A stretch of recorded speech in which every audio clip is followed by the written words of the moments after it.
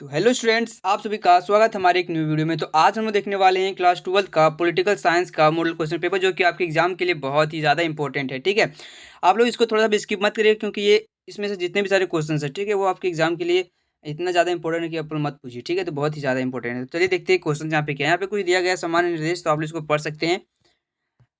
और अगर हमारे चैनल पर पहली बार आए तो प्लीज़ चैनल को सब्सक्राइब कर लीजिएगा। ठीक है, उसके बाद यहाँ पे क्वेश्चन पहला है कि भारत में राज्य पुनर्गठन आयोग की स्थापना किस वर्ष की गई थी? तो किस वर्ष की गई थी? तो वो की गई थी 1953 ईस्वी में हुआ था, यानी कि ऑप्शन नंबर सी हमारा हो जाएगा राइट आंसर। अब यहाँ पे हम देखते हैं क्वेश्चन नंबर दूसरा कि इनमें से कौन सा सोवियत संघ के विघटन का परिणाम नहीं है? तो कौन सा परिणाम नहीं है? तो मध्य पूर्व में संकट, यानी कि ऑप्शन नंबर डी हमारा करेक्ट आंसर।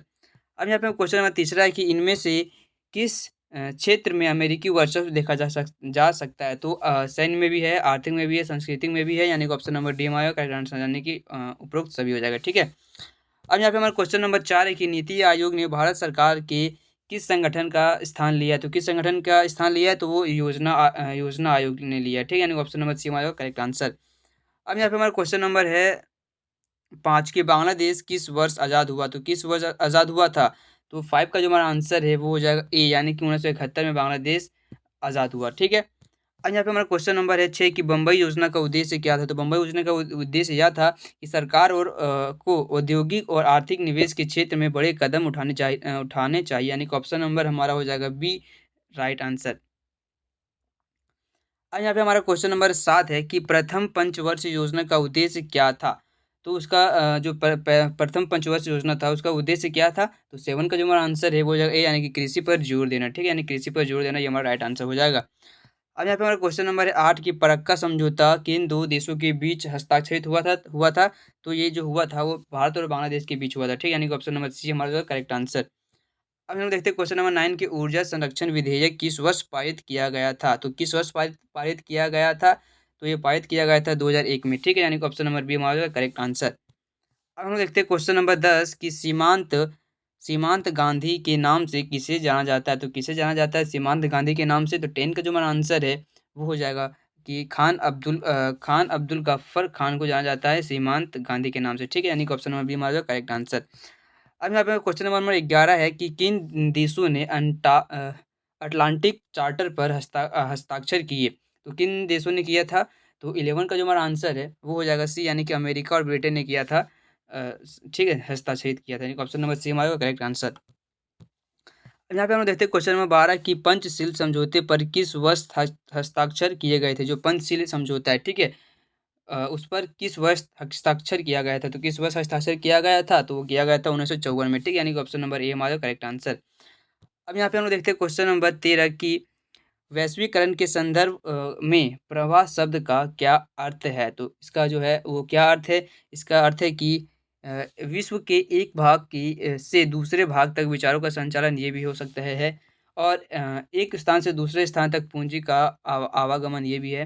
विभिन्न देशों में माल की आवाजाही, ये भी है। तो यानी कि ऑप्शन नंबर हमारा डी, यानी कि उपरोक्त सभी। ठीक है, अब यहाँ पे हम देखते हैं क्वेश्चन नंबर 14 की 1965 के युद्ध की समाप्ति पर भारत और पाकिस्तान के बीच किस समझौते पर हस्ताक्षर किए गए थे? तो किस समझौते पर हस्ताक्षर किए गए थे? तो किए गए थे ताशकंद समझौता। ठीक है, यानी ऑप्शन नंबर बी हमारा हो जाएगा करेक्ट आंसर, यानी कि खा। ठीक है, अब यहाँ पे हम देखते हैं क्वेश्चन नंबर 15 कि कोई भी राष्ट्र अपनी विदेश नीति को ध्यान में रखकर बनाता है। तो वो क्या बनाता है? राष्ट्र हित को। ठीक है, कोई भी जो देश है वो अपने राष्ट्र हित में को रख कर ही अपनी विदेशी नीति में ध्यान रखकर बनाता है, यानी कि ऑप्शन नंबर ये हमारा करेक्ट आंसर। अब यहाँ पे हम देखते हैं क्वेश्चन नंबर 16 कि भारत ने 1968 की परमाणु अप्रसार संधि पर हस्ताक्षर क्यों नहीं किया? तो क्यों नहीं किया था? क्योंकि भारत ने इसे भेदभावपूर्ण मानता है। ठीक है, इसलिए वो नहीं किया था। इनका ऑप्शन नंबर ये हमारा करेक्ट आंसर। अब हम देखते हैं क्वेश्चन नंबर 17 कि इनमें से किस देश ने खुले द्वार की नीति अपनाई? तो किस देश ने अपनाई थी खुले द्वार की नीति? तो वो अपनाई थी, चीन ने अपनाई थी। ठीक है, यानी ऑप्शन नंबर ए हमारा करेक्ट आंसर। अब हम देखते हैं क्वेश्चन नंबर 18 कि राष्ट्रीय आपातकाल किस वर्ष घोषित किया गया? तो किस वर्ष घोषित किया गया था राष्ट्र आपातकाल? तो 1975 में घोषित किया गया था। ठीक है, ऑप्शन नंबर सी हमारा करेक्ट आंसर। अब हम देखते हैं क्वेश्चन नंबर 19 की भारत सरकार द्वारा राज महाराजाओं को दिए जाने वाले विशेषाधिकार को कहा जाता था। तो क्या कहा जाता था? तो 19 का जो हमारा आंसर है वो हो जाएगा ए यानी कि प्रिवी पर्स कहा जाता था। ठीक है, अब हम देखते हैं क्वेश्चन नंबर 20 कि 1962 में किस देश ने क्यूबा में परमाणु मिसाइलें तैनात की? तो क्यूबा में परमाणु मिसाइलें किस देश ने तैनात की थी? तो इसका 20 का जो हमारा आंसर है वो हो जाएगा बी यानी कि सोवियत संघ ने किए थे, यानी कि अमेरिका उसको बोल सकते हैं आप सब। ठीक है, अब यहाँ पे हमारा क्वेश्चन नंबर है 21 की शिमला समझौते पर कब हस्ताक्षर किए गए थे? तो शिमला समझौता है, ठीक है, उस पर कब हस्ताक्षर हुआ था? तो 21 का जो हमारा आंसर है वो हो जाएगा बी यानी कि 3 जुलाई 1972 को शिमला समझौता पर हस्ताक्षरित किया गया था। ठीक है, अब हम देखते हैं क्वेश्चन नंबर 22 की प्रथम गुट निरपेक्ष सम्मेलन कहाँ आयोजित किया गया था? तो कहाँ पे आयोजित हुआ था प्रथम गुट निरपेक्ष सम्मेलन? तो ये हमारा आयोजित हुआ था बेलग्रेड में। ठीक है, बेलग्रेड में, यानी कि ऑप्शन नंबर सी हमारा करेक्ट आंसर।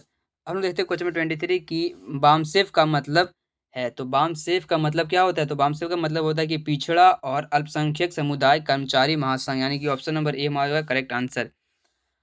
अब यहाँ पे हम लोग देखते हैं क्वेश्चन नंबर 24 की वैश्वीकरण से राज्य की क्षमता में होती है। जब वैश्वीकरण होता है तो राज्य की क्षमता में क्या होती है? वृद्धि होती है, कमी होती है, बहुत अधिक वृद्धि हो जाती है या कोई परिवर्तन नहीं होता है? तो क्या होता है इसमें?